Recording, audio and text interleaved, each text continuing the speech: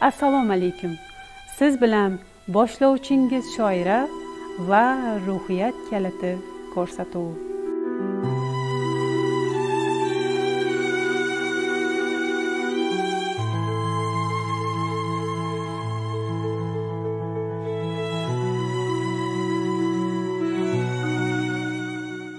Ayollik bu jozibali, ulkan, lekin boshqarib bo'lmaydigan kuch.